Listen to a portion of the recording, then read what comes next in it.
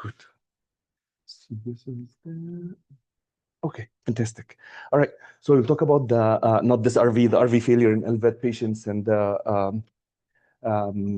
have no disclosures, no financial disclosures. This is basically the objectives for today: right heart failure and durable LVAD, standardization of definition, collaborative learning, phenotyping, optimization, risk stratification, prevention, standardization of practice, rescue right heart function, and also I will share some of my experience. Of you guys allow me. I've been doing this for quite a while, just a little bit.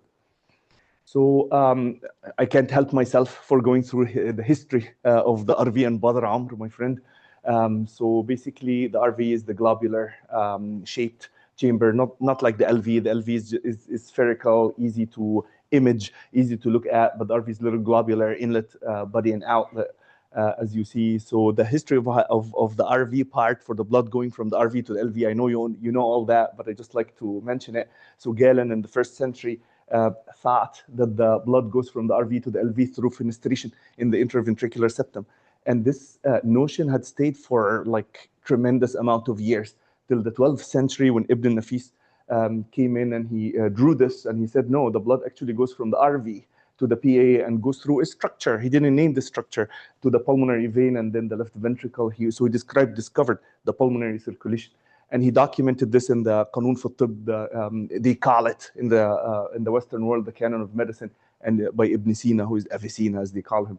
So Malpighi came like about 200, 300 years after this and discovered the microscope. And at that time, they said, oh, the blood goes from the pulmonary artery through the pulmonary capillaries and then go to the pulmonary vein. And then William Harvey did fantastic job, but this is, a lot of people think that he discovered the pulmonary circulation in the United States, so we always have to be fair to Ibn Nafis in the 12th century. And then came like in our journals, which is very interesting because we publish things and we believe it, but this is a publication in a very good journal by Augustus Bacchus. And he said that basically he electrocuted 21 RV for the dogs, and he thought that the RV is a conduit, just like Hatim's teaching us, that the RV is just a conduit. It's all about the LV. Just kidding. So, and then came Fontan, did the Fontan procedure for the adult congenital. You guys are experts here, of course. And then after doing the Fontan, implanting the SVC and the IVC in the pulmonary artery, and actually treating the RV as a conduit, we faced a lot of RV problems. In the era that I was training in heart failure, they started to look at, oh, there's a lot of congestive hepatopathy, congestive nephropathy, and all that. And ascites, liver transplant even was needed as a combination with heart transplant. So they said, no, the RV is actually not a conduit. So I'll switch gears to our talk today. So RV failure may complicate into 40% of LVAD patients associated with prolonged length of intensive care, of course, hospital stay, morbidity, mortality. In case of refractory RV failure, there is some mechanical circulatory support that can be used that I will go through. It can be chronically progressive due to de novo etiology, so it can happen early or late. Some phenotypes that will go through and is often the consequence of an underlying LVAD complication or valvular abnormalities. There are other things too in the late phenotype. AI models show promising diagnostic accuracy for RV assessment. I will go through the RV assessment.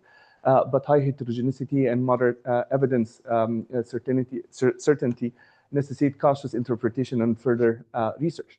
So phenotypes of post-LVAD failure, I'll look at it from different perspectives.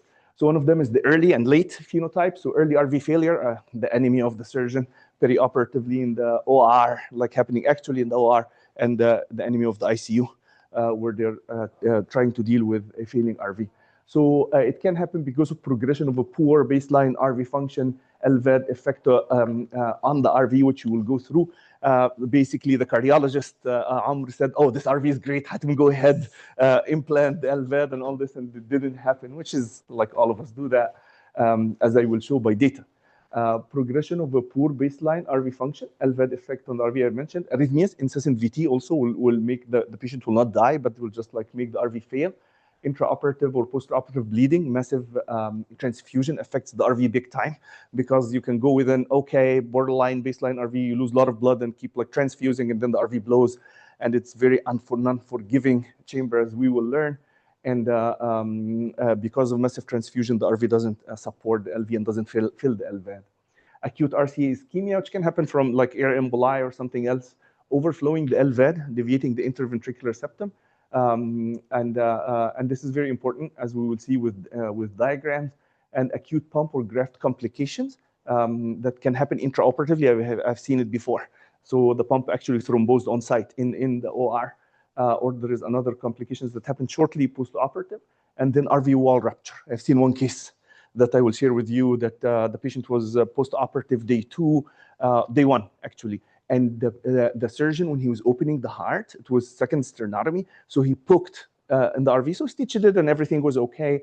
And then the patient was extubated post-operative day 2, extubated and went to the commode or something, and then he had a bowel movement, and then he vagaled 2 grams of dropping hemoglobin that we had learned later. The patient died. There was an RV wall rupture. It was a dramatic case that people thought it was a vagal thing.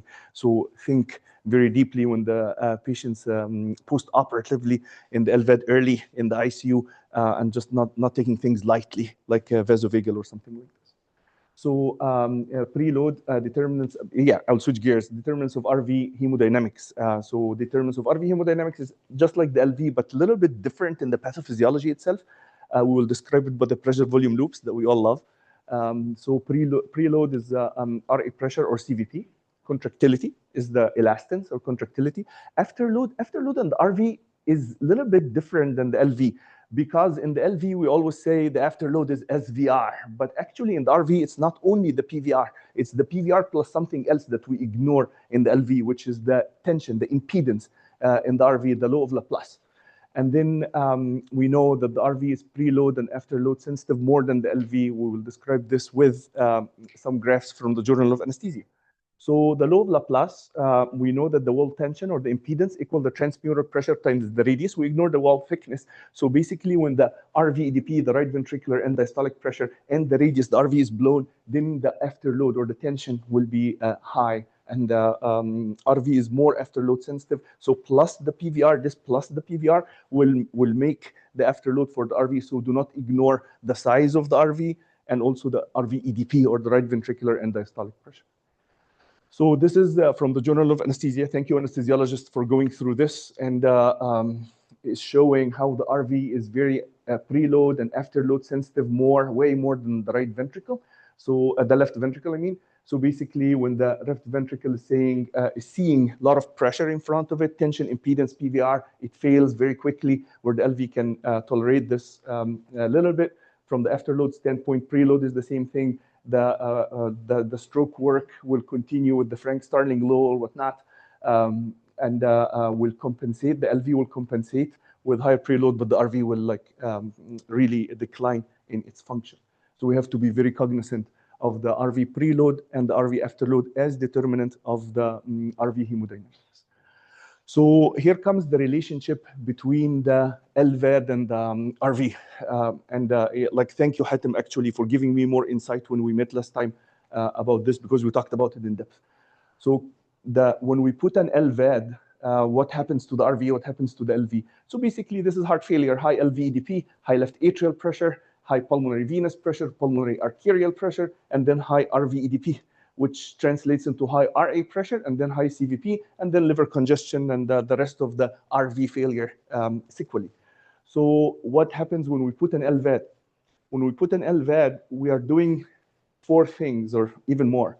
So first of all, you are ejecting more blood that goes to the aorta and goes all the way to the RA. So basically increasing the CVP or increasing the preload, not granular, not completely true, because the kidneys are on the way, right? Or maybe dialysis, God forbid, but the kidneys are on the way. So when you're doing this, you are improving the perfusion and you're improving a kidney that is not perfused. So you might actually do not increase the CVP that much, do not increase the RA pressure that much.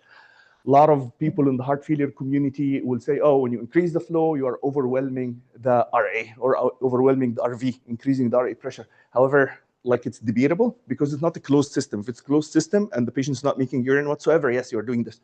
But if it's an open system, like the kidneys are perfused even more, you can actually not increase the CVP or the RV preload that much. So this number 1. Number 2, you are doing something important, which is decreasing the afterload. So when we are doing this, you're digging the blood from the LV, you're decreasing the LVEDP, decreasing the left atrial pressure, decreasing the pulmonary venous pressure, and decreasing the afterload on the RV. And now we know that the RV is very afterload sensitive.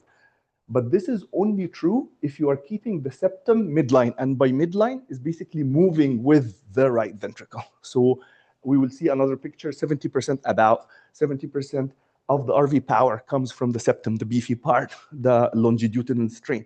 The RV free wall is weak, 20 to 30% of blood gets ejected from there, or the power of the RV comes from the RV free wall. So one, you are increasing the preload a little bit, maybe. Number two, you are definitely decreasing the afterload if you're keeping the interventricular septum in the midline, or you are not depriving, uncoupling the interventricular septum and the RV free wall. And the fourth thing is perfusing the right RCA, right? You're having good perfusion. Hatem mentioned that. You're having good perfusion, so you are perfusing the right coronary artery well, so you are supporting the RV that way. So this is the quadruple relationship, and I think we should write this paper, Hatem, because it's not written, right? The quadruple relationship between the LVAD and the RV. So this is the longitudinal strain thing. 60 to 80% of RV ejection fraction comes from the longitudinal strain, the importance of keeping the septum midline and moving with the RV. Otherwise, you will cause actually RV failure. You will cause hepatic congestion, low flow alarms, of course, in suction, as you guys mentioned, maybe VT around the cannula, and increasing the PVR instead of decreasing the PVR, increasing the mean PA pressure, and increasing the transpulmonary gradient and the wedge pressure. So counterintuitive. Good. So just the summary of it. So RV preload may increase after LVAD implantation. RV afterload should decrease if you are keeping the septum in midline. RCA filling should improve. And early optimization of preload and LVAD speed is crucial. It's an unforgiving chamber. Some things that can happen in the OR or early in the ICU can be undone lately if you are blowing the RV, so it might not even come back to good function. And the patient end on MCS, mechanical circulatory support. When is the time to consider the RVAD? We'll talk about it. Selection of native RV, like how to select patient to implant the LVAD, we'll talk about it. And then some perioperative RV strategies that I will share.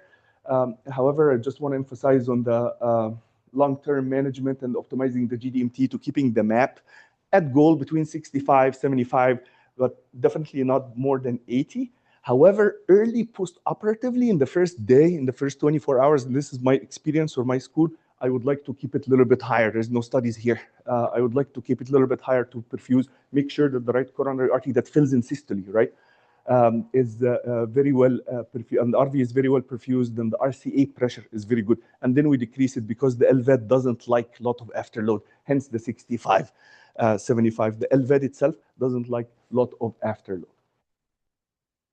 Was it?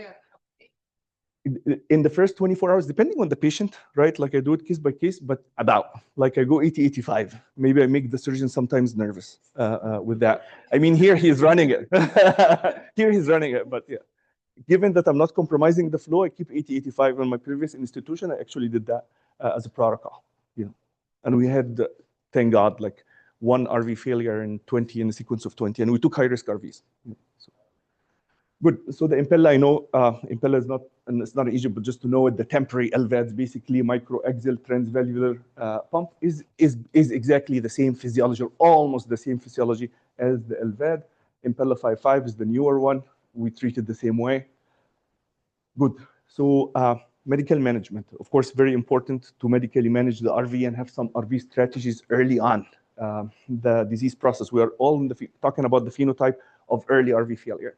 So medical management, you need to optimize the preload, you need to optimize the afterload and the contractility, and we'll convince you with the pressure volume loop. So we talked about that the RV is preload sensitive. So we see if we unload, if you are overloaded, this normal RV, if you're overloaded, then you are moving along that side of the end diastolic pressure volume relationship, and the RV is not happy. It is ejecting as it should be ejecting, but it will fail at some point, number one. Number two, you're having a little bit high afterload actually. So you're increasing the tension, the impedance. Why? Because the radius is higher, the RV EDP is higher. So both the preload and the afterload are increasing when you are having overloaded RV or high RV EDP. The second thing is the afterload significant, as you see, very afterload sensitive. This is the RV pressure volume loops, different than the LV pressure volume loops a little bit. So when we move into high afterload, you are not changing the elastance, you're not changing the end systolic pressure volume relationship, but you're increasing the afterload, increasing the pressure against which the pulmonary valve is opening. So by that, you are decreasing the stroke volume significantly. And once you unload, you improve this is diuresis or dialysis. This is improving the afterload by optimizing the LVAD speed, and sometimes we use NO. I don't know, we use NO here? Nitric oxide, yeah, okay. So sometimes you have afterload reduction, like with whatever you have, but sometimes you use nitric oxide in order to decrease the pulmonary artery pressure early on, post-operatively or intraoperatively, actually. And then optimization of the volume itself, if the RV itself is empty. So you are changing the end systolic pressure volume relationship and decreasing the contractility significantly. So you are not overloading the RV, you're also not drying up the RV, and optimizing the afterload with good speed and with whatever afterload pulmonary artery pressure reduction you can do. And this can be guided by the Swan-Ganz catheter, right? So you are targeting CVP, early targeting CVP a little higher because the patient is intubated and have positive pressure ventilation. So like 10, 15 of an RA, and targeting lower pulmonary artery pressure, lower wedge, and meanwhile you are not drying up the patient, so CVP is not in the single digits in the first 24 to 48 hours. Any questions so far? You routinely use AFS? Absolutely, 100%. Do you? Oh, wow. Okay. What do you use then? Oh, nice.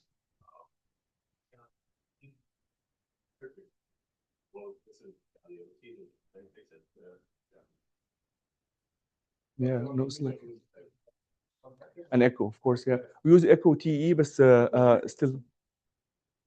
Right. No, yeah, for I see. Yeah, I use 100%. Not guidelines, we use 100%. Like I've never done it otherwise, which speaks volume of you guys. Oh, in the OR, yes, 100%. Yes, like basically before the patient goes in Cleveland Clinic, Abu Dhabi, where I am, 24 hours prior to the LVAD surgery, we get the patient to the ICU and put a swan. But this is like pampered prior. However, in my previous institutions, we do it in the OR. Just the anesthesiologist will throw swan, but the surgeon will not open the patient unless the swan is there. Yeah. Good. So clinical impact of like so here, if all this is perfect, and then the patient's still having an RV failure, so we need an LVAD, right? We'll not like let the patient slip. So they did a recent study, actually just published in November 2025. Good data, single center, but good data.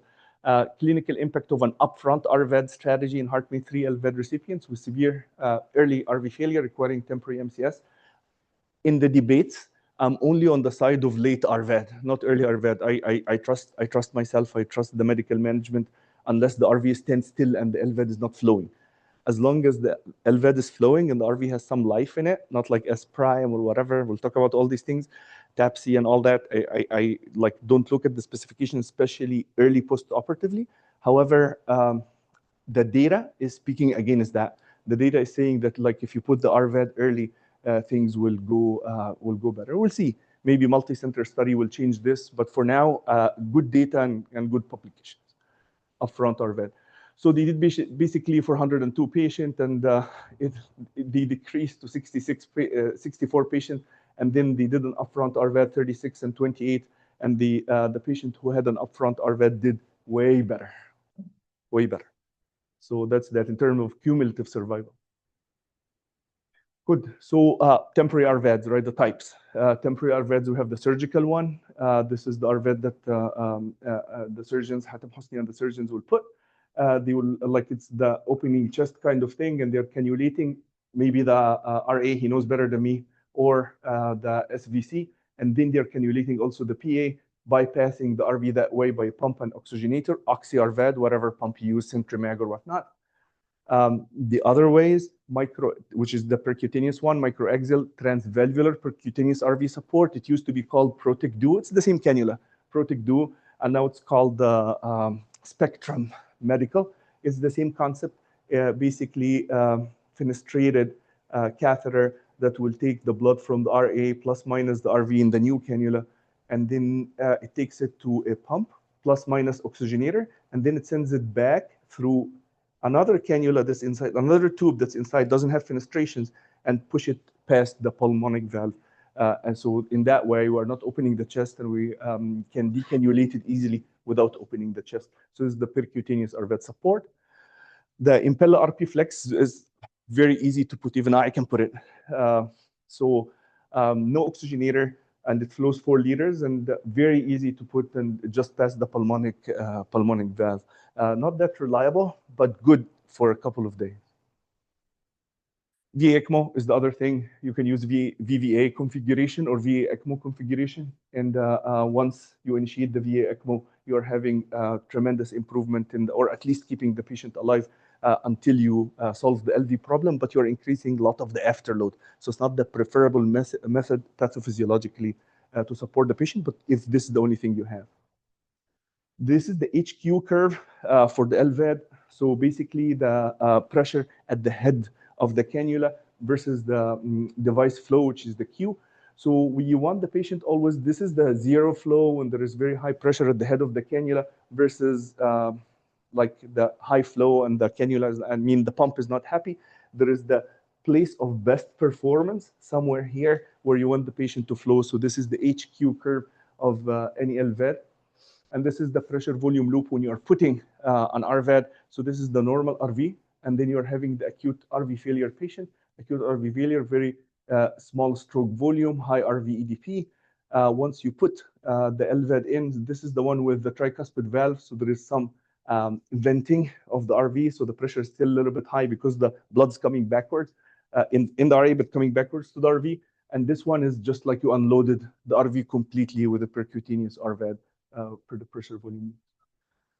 So the late on, this is the first phenotype, right? The second phenotype is the late onset RV failure, 30 to 90 days after LVAD implant, depending on the definition, depending where you're reading. Valvular etiology, very important. I will talk about the RV failure and valves, if you guys will tolerate me. AI, super important. TR and questionable MR. The LVADs usually like MR, but doesn't like AI and TR, and AI especially. Pre-existing genetic cardiomyopathy on the longer term, arrhythmias that happen on the longer term, mechanical complication of the LVAD like pump thrombus, outflow, inflow, thrombus or twist, and shunts like PFO or ASD and causing hypoxia and all that. So basically the management is about the same plus some additions, but I'll just go through it very quickly. Pre-existing tricuspid TR, RV failure dysfunction pre-existing, the outflow impingement on the RV free wall also can affect the RV. So the role of imaging is very important. Perioperative ischemia can affect the RV later. And then some pre-existing pulmonary vascular disease, signs and symptoms of the RV failure. You diagnose it by either PA catheter, TEE, laboratory work all together. There is some sequelae other than RV failure, which is some sequelae of hemocompatibility as well, GI bleed and strokes. And the management is like, it's the same preload optimization, afterload, and the contractility. You can use a little bit of digoxin. Like rarely, my older mentor used to use it for RV inotropy, but very important to optimize the GDMT and optimize the blood pressure. This is the difference between the acute management and the chronic management. You need to optimize the MAPS and optimize the GDMT for RV recovery, hopefully. Good. So this basically, it's the sequelae, multi-organ failure, patients can die, God forbid, reduced quality of life, recurrent heart failure, arrhythmias can happen, and the hemocompatibility sequelae. So assessment of the RV function, we have non-invasive and invasive methods. I will not go through the imaging part of the non-invasive imaging. You guys had excellent talks, but I just want to show, per the guidelines, that's very complex chamber to image. And this is the cardiac MRI part. We have the TEE as well, which is a lovely way to assess the RV. Invasive hemodynamics is important. So from the invasive hemodynamics, you get some parameters of the RV. The CVP cutoff of 15, that was a certain publication, 2013, but we can use it as a cutoff. Very important is the CVP to wedge ratio. So basically, it's the pulsatility of the RV. If you are having an RA pressure, like baseline, like here, 10, for example, and you're having a wedge pressure of 20, This means that the RV is generating good amount of pressure. So this is the CVP to wedge ratio. The basic concept that the wedge should be double the RA, and there are some publications about it. The RV stroke work index, this is nice because it's not preload or afterload dependent. Mean PA minus the CVP divided by times the cardiac index divided by the heart rate, and this is the value. PAPI score has been more popular lately. I mean, lately for 5 years now. So PA systolic minus PA diastolic divided the RA pressure. So this is easy to understand once you look at it from the hemodynamic way. So it's the difference between the pulmonary artery systolic and diastolic pressure divided by the CVP. So it's the pulsatility of the RV. We know if the patient is in cardiogenic shock, they don't mount a lot of pressure between the systolic blood pressure and diastolic blood pressure. So this will be low, and this is the numerator. And then the denominator is the CVP. If the CVP is high, the RV is failing, right? So basically, this is the PAPI score, the difference between the PA systolic minus the diastolic. If it is high, the PAPI will be higher, will be good. If it is low, cardiogenic shock or RV failure, the PAPI will be low. The RA pressure is the RA able to unload itself, lower CVP or no? If it is high, it will drop the number. If it is low, it will make the number higher. Cutoff is 1.5 to 2.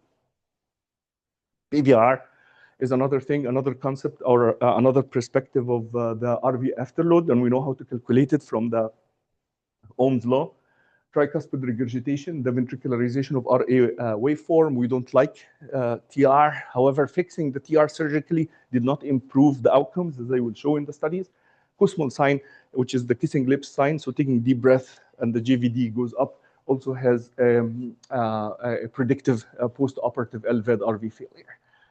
So despite of the echocardiogram, the cardiac MRI, all the fanciness in this numbers that we do with the Swan-Ganz catheter, and also the cardiac power, which has a good publication in 2015 about it. Cardiac power is the mean PA pressure times the cardiac index divided by 451, can have a nice predictive value, and this is the numbers, 0.13 watt is the cutoff.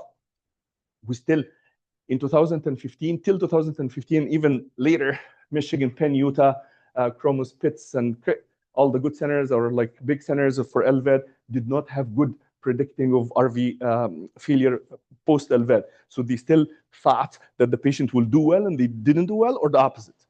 So the AI kicked in, and in 2021 things were like improved a little bit when they computed everything with the echocardiogram in a machine learning way in order to predict the RV failure post LVAD implantation. And so we started to have some glimpse of hope here. This is a publication in 2021, and we needed more studies. And we're still doing more. So this is one of the latest like analysis that there is like a little bit of hope that the distribution of different programs will be a little bit better with the AI technology and machine learning. And this one of the latest one actually is in the CIRC this month. That they computed more than the echocardiography. They put the lab things, relative variable identification, clinical data, and they plotted it. And actually, the hope is really there. We need more studies, but the prediction of the RV failure post LVAD was way better with the machine learning and the AI technology. RV failure in LVADs and valve. So I think you guys see here. I see it a lot with time. LVAD, or maybe you will see it with your 84 LVAD, and like with time, the aortic valve will start, like some of the patients, like you will have to close the aortic valve. I mean, not close it surgically, close it by flowing the LVAD to keep the patient alive and keep the patient going for the RV. However, you start to see AI. And once you see AI, it's not nice thing because it's basically progressive. It's not like mild, moderate, and severe like the usual AI. It's continuous physiology that will increase the right atrial pressure. And when you increase that, you're increasing the left atrial pressure, and you might have actually MR as a result of it. This is one of the cases that I presented when you guys were there, and then we did the solution for him.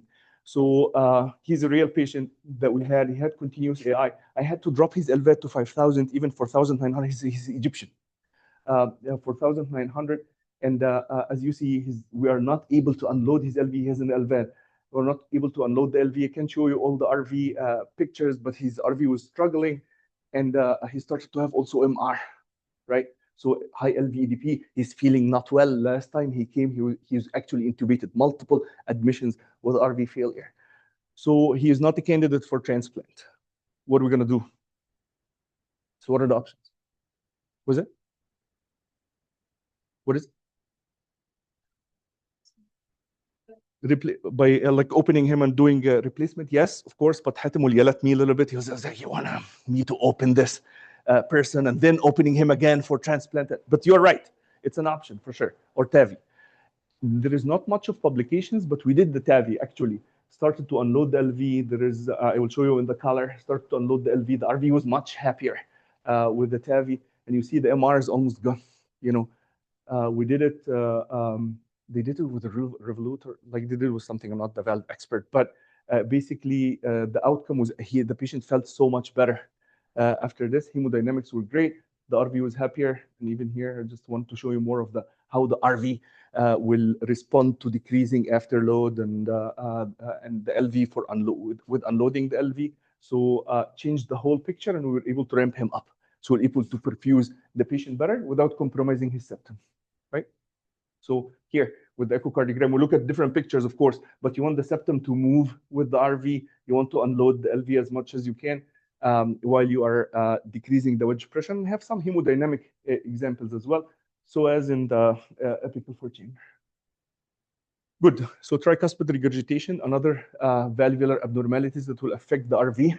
Surgical treatment of tricuspid regurgitation in patients undergoing LVAD. This was excellent analysis, the TVVAD, and it showed that the outcomes for the patient who have TR is not the best, but fixing the TR also did not change the mortality and the morbidity. Good.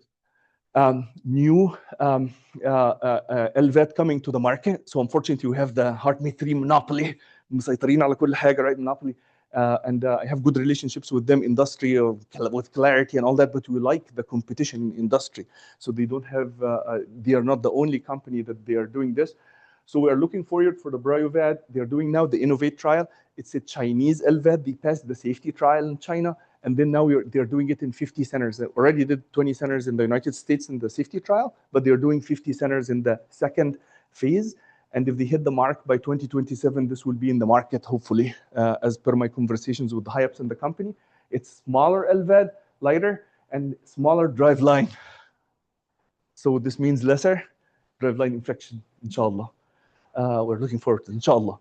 But also they're saying, this is why actually I showed the HQ curve, not to be complicated and all these things. It's important. They are saying that this is operating at a lower HQ curve. So this means that the LVAD will be able to unload the LV with lower flows, with higher efficiency, and maybe lesser AI. But they're claiming, I can't attest to this until we see the outcomes of the Innovate trial. I tried to partner with the team here in order to get this when we be part on the leading end instead of the consuming end, which I'm used to in the United States. But unfortunately, the company doesn't want to get out of the United States. So all I'm saying that I propose to the company that the idea of us at Cleveland Clinic plus minus here to be a part of this, like of course after approvals and everything, but the company doesn't want to get out of the United States. We'll see the data, and we can be at least on the early consuming part if they prove better driveline infection for DT program. نهرب من الصين. So the other thing for optimizing, I showed you echo cardiogram optimization for the LVAD and the septum and all the things and the MR and the AI and all this. But you can also use hemodynamics. This is when I was in Kansas University Medical Center. So I had fellows and like people who were interested. So this patient was having not optimized in the LVAD. He had RV failure. His RA was high, and also his PA pressures were high. And when we wedged him, his wedge was in the 30. So the trick that I'm trying to like share with you here, we are ramping the patient up while he's in the cath lab. I'm having the echo there, the TTE, to look at the septum. But meanwhile, I have two transducers. One transducer in the RA and one transducer in the PA, and I wedge every now and then. See? So when I'm ramping up the LVAD, I'm seeing actually how much of the flow is overwhelming the RV for real, like real time. See, like, because if it's overwhelming the RV, the wedge will be higher, right? If the wedge is actually lower or static, this means I'm not. and I wanted to decrease the PA pressure while keeping the septum midline, and we're able to decrease the CVP by 5 points, not significant, but better than our baseline, while we are not increasing the CVP and decreasing the PA pressure. We ramped the patient up to 6,000 C, the CVP started to increase. So yes, we are starting to overwhelm the RV. The RV is not tolerating the 6,000, so we ramped him down to 5,900. The purpose of this tracing is that you can just simply, in the cath lab, you put one transducer in the RA and one transducer in the PA wedge every now and then with echo, and you can optimize the patient and get out of RV failure maybe. So that was the endpoint after we ramped him down. Actually, that was the 6,000, and then we ramped him down. So that we can engage in this case together. One of the tough cases that I have faced in my career. In full disclosure, my wife was my fellow at that time. She was pregnant, and she was my fellow. And this patient is coming, and he goes in and out of jail, but he is coming in VT, and he has heart rate 3, he's coming in cardiogenic shock. So we thought that the VTs are causing RV failure, of course, and the patient is not filling the LV, and this is why he's in cardiogenic shock and RV failure. So we tried to get him out of the arrhythmia. How will get him out of the arrhythmia? What are the options? Was it? Can it RV failure? Yeah, but how will we get him out of the arrhythmia first? Yes, it was RV failure. Right. We can. Right. If he's hemodynamically stable, what else? Yeah, but we'll not get him out of the arrhythmia. But of course, he has an ICD, so we can ATP him out of it. Right. This one thing, and the other thing is to shock him. Right. We tried to play with the ATP and stuff, and actually it was just a discussion. But we ended up shocking the patient, and he got out of VT.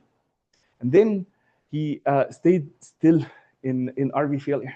Like he's out of the VT now. There is no arrhythmia. But the RV was not like, the LV is not unloading itself, as you see here, and this will give it away. And the RV was not the happiest. Like we have a swan, and the wedge was equal. The CVP and the wedge were almost equal. The PAPI score was low.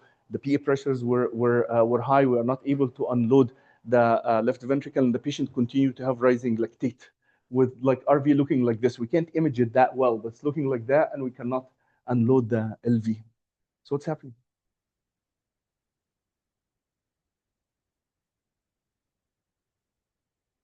Till the extent we supported the RV with a Protec Do. Like we put a percutaneous LVAD. What is it? Right, but why? It's probably VAD dysfunction, because after the Protec Do, the patient didn't improve. He stayed like in shock state. You know, usually when it's RV failure, you put the Protec and things are okay. You know, and it was very hard to think it was VAD dysfunction presenting with arrhythmia, like the two things happening at the same time. But why would the VAD not be functional? Is it? The VAD parameters? Yeah. Good question. So we ramped I called the engineers, like the top engineers in the headquarters. I ramped up the VAD to 7,500 to flow the VAD. The VAD was giving me continuous low flow alarm. Thank you for asking. This is like the elephant in the room. Continuous low flow alarm. Yeah, thrombus could be with low flow alarm, but it was not high power. Someone was talking about, sorry that I didn't get all the names, about the ramping, ramp study, you were, right? Yes.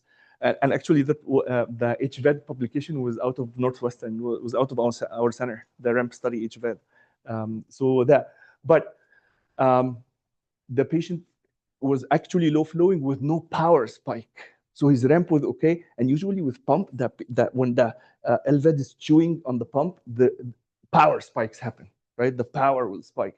And the power is not spiking. It was driving me like, I couldn't sleep the whole night, you know. So what else? So basically that was before the recall, and it ended up to be a twist in the outflow cannula. So LVAD twist, presenting with, we published it, presenting with VT and then RV failure. And the RV failure was treated, the VT is treated, the patient was not doing well, continuous low flow with no power spike. So it was outflow graft obstruction, diagnosed very easily with this called the hourglass sign with fluoro, but also with CT scan. The surgeons were so mad at me. He was in a conference and came back, was so mad. He said, "This is the easiest surgery I've done.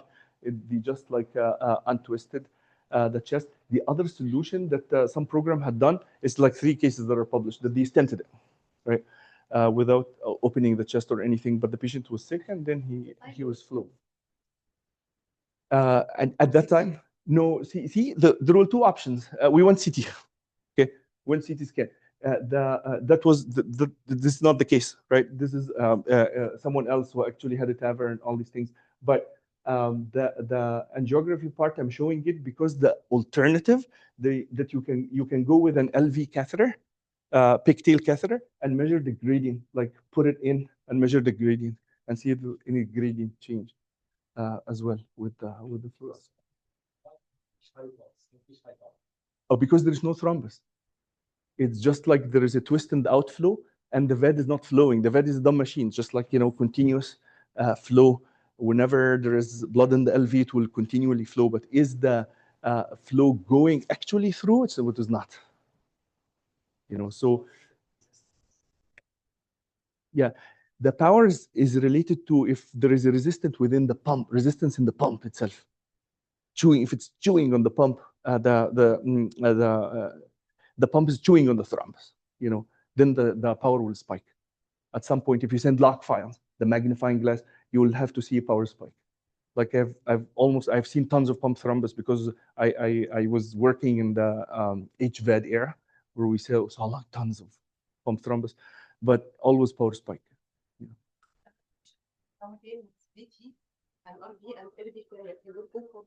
I mean, like I actually diagnosed the second one. So we learned about the recall because we were there working with the company, what's happening here, and we learned about the bend relief with collectively with other institutions. But I diagnosed another patient in the ER when he came just with continuous low flow alarms and all these things. Yes, I would consider it traumatized. Good. So we are putting together the first International Cardiogenic Shock Congress, which is my passion, cardiogenic shock, in Abu Dhabi. We are working hard to get a virtual option to get you all on it. And hopefully this will be done soon. A group of international speakers from all over Europe and United States and the Middle East in order to teach us and share knowledge with us about cardiogenic shock with a couple of other workshops. So stay tuned. I hope we can get it through and we can exchange knowledge from you guys and be interactive as well. I will try my best to reduce the cost or make it free because we have organizing company, but the cost will be, if there is a cost, will be very low,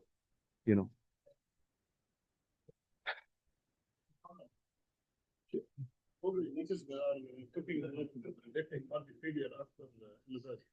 Are you going to monitor them to get the management and control the management? Or just agree operative to predict the therapy, the CVD to the person? So the question is that are we monitoring them post-operatively as well? Like as a routine, or you mean with the Swan-Ganz, or? We don't use Swan-Ganz because right. the bystander position is by the hemodynamics anyway. This is your question, right? Are we going to monitor them hemodynamics? Hemodynamics change. Once you put the LVAD, the thing that I didn't mention also, that when you're putting the LVAD, the LV and RV share the apex, and sometimes you decrease a little bit of the RV contractility once you started flowing the LVAD theoretically. So the hemodynamics change dramatically, and whatever happens in the OR too, will change dramatically. So my style of practice is all hands on deck, and I go in the OR and I monitor the patient, to answer your question, in the OR and early post-operative in the ICU, of course, when the surgeon's gone. So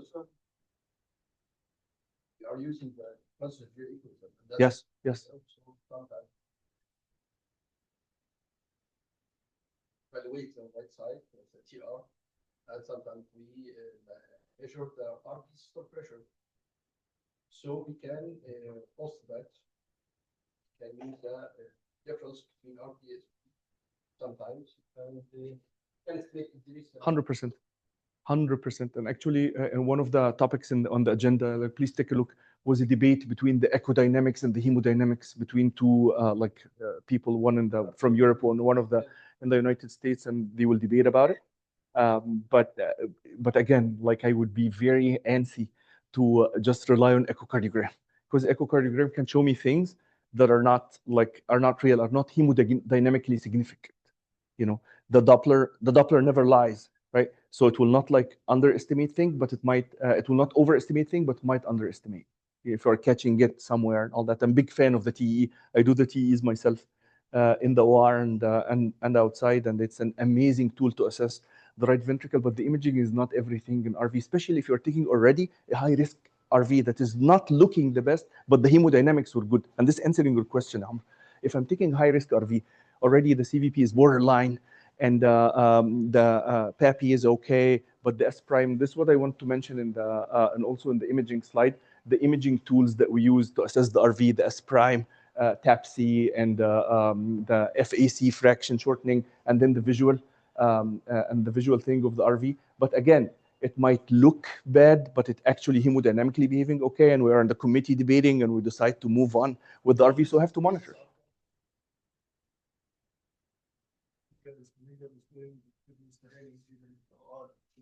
We're getting much echo acceleration, but again, and the song is not expensive for us. Yeah. It's the real. Yeah.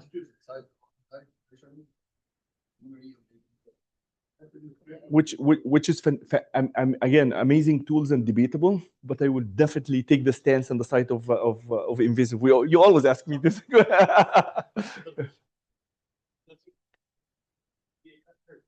Don't have a role that we're just saying that so and since we're in the vast majority of our practice has been progressing very well, and we didn't have like these serious problems as of acute RV failure requiring mechanical support with this routine. And then in very selective cases, then the PA catheters might go again because of post issues in the mechanism, because of complications. Yeah, but I centers have different views on this. 100%. This is why it's a debate. You know. Key monitoring tool for any cardiac surgery is catheter. Yeah. It's not our school, and then yeah, it's just the. However, ICU كده عشان again other modalities were not very independent. Then you do yeah. No, I hear you, but my counter argument for it is that the complications are very low, and the price that we will pay for something that we will miss with the RV is very high, and the information that the PA catheter, you're telling me what it's going to add for you. Like I'm very deep in. Yeah, the thing is the patient changes dramatically. In like this is the thing. It will be good with N of 1, N of 2, N of 3, and then the RV wall rupture and whatnot in the ICU, or something bad happens in the ICU and all that, because you are in the OR, you're in control. And I agree, you took the probe out, right? You're telling me like the TE is in, I'm seeing everything, I'm measuring that, and direct measuring the RV strain and all this, and then patient has very good windows, bad windows, and then the TTE is not good. You know, actually, I will debate as my surgeon school, the surgeon who I worked with, that we don't need echo, we just need PA cath, you know. Sorry for stressing. And when you get your exam, if I've been a low CVD, a low RV pressure, a low BRMI artery pressure, or low pulmonary pressure, same with elevated pressure. Okay, the elevated pressure is low because I've got good functioning LVAD, and the RV is very poor to generate any pressures. This is not denoting that the RV is very well in the patient is unbelievable. Right. No, of course. But then the echo answer this question. Right. No,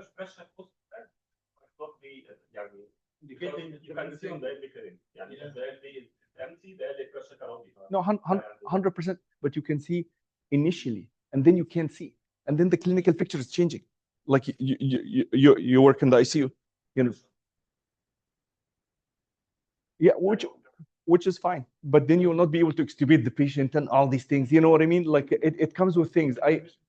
It's very I don't know. There's like in the X amount of ends. Like maybe I can try, or like I can be open-minded or whatnot. But yeah, no, you're not convinced. I'm joking. Yes, exactly, for the continuity part. You know, you can't keep the TE forever. Post like the windows after you are like closing the plus the data on the parameters that you are using in the echocardiogram is not strong.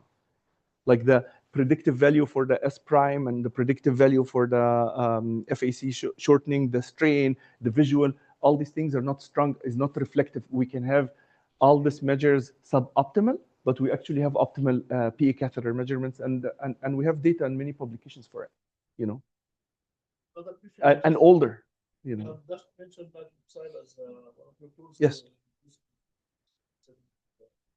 Yes. Yeah. Yes, in the operation room, anesthesiologist sildenafil will decrease the blood pressure. We use it in the late RV failure, like poor man RVAD, right? Spironolactone and fixing the blood pressure, the afterload, and all these things, and unloading, and then giving them a little bit of sildenafil. Yes, absolutely, I did this in my practice. Given that the maps are okay, we'll tolerate. Other PA pressure reducing agents, estromodulin, whatnot, you can use it. But what we are routinely, like the anesthesiologists are familiar with, surgeons, everyone, and it's brief, is the NO, and it has some protocols. The RT has protocols, the fast track weaning of the NO, slow track weaning of the NO, and we have been using it for a while.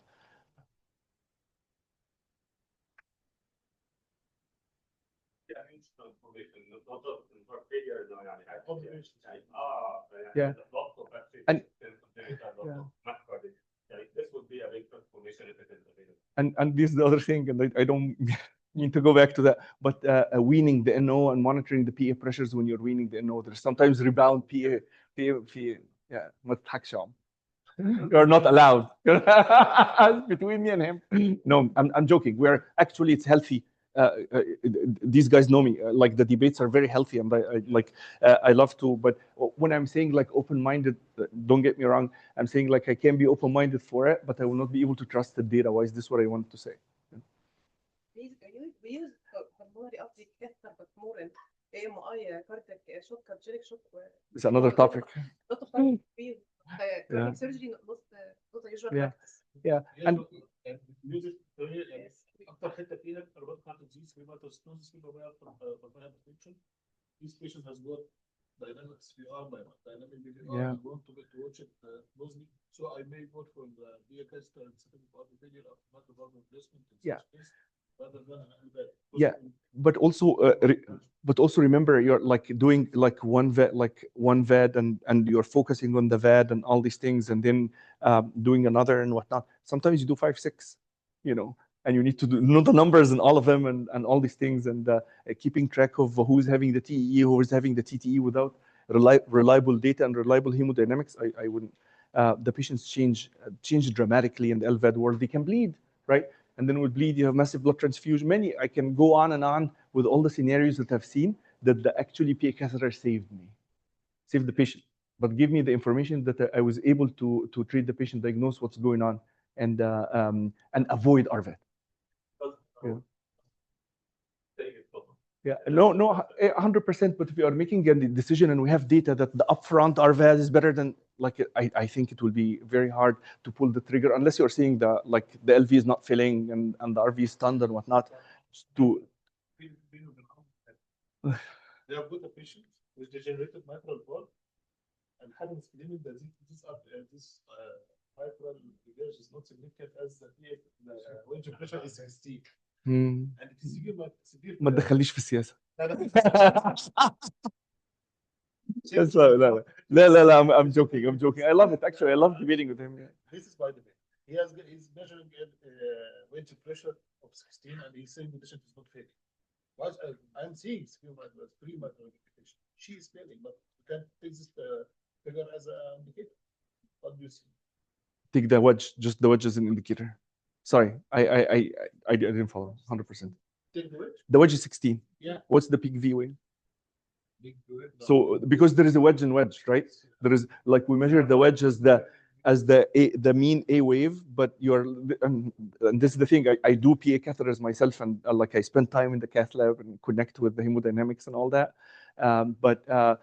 Like I know there are many interventionists here, but but I don't take the interventionist read just for granted. I look at the waveforms myself.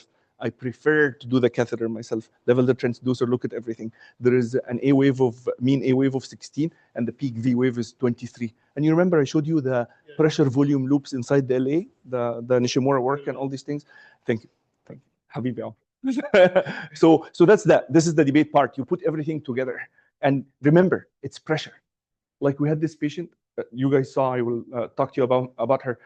Her pressures were very low, and we look at the IVC. The IVC is huge. We're trusting the IVC, and even though people were debating, it's against the pressure. It's P. It's the RVEDP, LVEDP. But actually, what we want to look at is the V, is the RVEDV and the LVEDV. But we don't have a way to quantify the volume, so we're using pressure. So I still.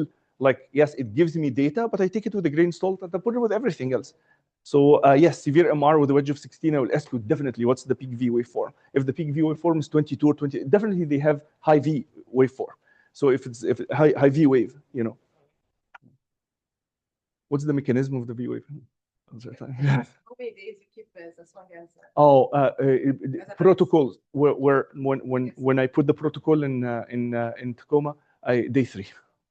Yeah, day 3 removed. But again, case by case. You know. But usually day 3. When we're getting them out to the floor and all that.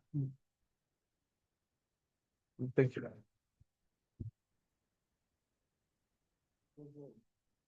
Thank you, sir. حبيبي ازيك؟ Nice to meet you, sir. Nice to meet you too يا عم. ازيك؟ اخبارك؟ محمد الخشاب ازيك؟ شرف.